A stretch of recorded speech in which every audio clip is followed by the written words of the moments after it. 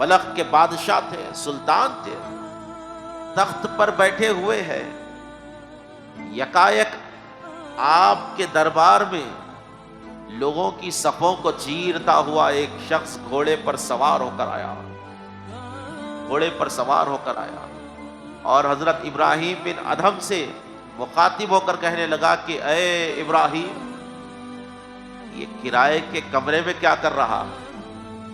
یہ کرائے کے کمرے میں کیا کر رہا ہے؟ بادشاہ بڑا حیران و پریشان ہو گیا، ہزاروں کا مجمع اس محل میں موجود ہے اور لوگ بھی حیران ہو گئے، یہ کیسا شخص ہے جو محل کو کرائے کا کمرہ کہہ رہا ہے؟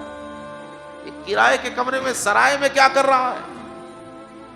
بادشاہ نے کہا یہ سرائے ہے، یہ تو میرا محل، یہ میرا محل ہے، یہ بیٹھی ہوئی میری رعایا ہے۔ وہ کہنے لگا کہ ابراہیم یہ بتا، تجھ سے پہلے اس تخت پر کون بیٹھتا تھا؟ کہا کہ میرے والد بیٹھتے تھے۔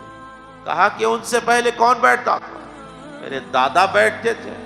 کہا اس سے پہلے بادشاہ کون؟ کہا کہ میرے پردادا تھے۔ تو وہ گھڑ سوار جو سواری پر بیٹھا ہوا تھا کہنے لگا پھر میں اس کو محل کیوں کہوں، یہ تو ایک کرائے کا کمرہ ہے، ایک آ رہا ہے دوسرا بیٹھ رہا ہے، ایک جا رہا ہے پھر دوسرا آ رہا ہے، یہ کرائے کا کمرہ ہے۔ وہ سوار پلٹا اور چلا گیا۔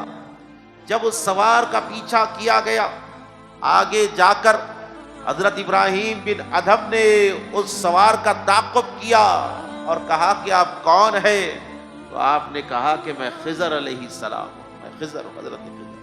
تو عرض کرنے کا مقصد یہ ہے کہ ہم اللہ کو کہاں پر ڈھونڈنا چاہتے ہیں؟ نرم بستروں کے اوپر سو کر، بس جی ہم اللہ کو عیش و عشرت میں ڈھونڈ رہے ہیں۔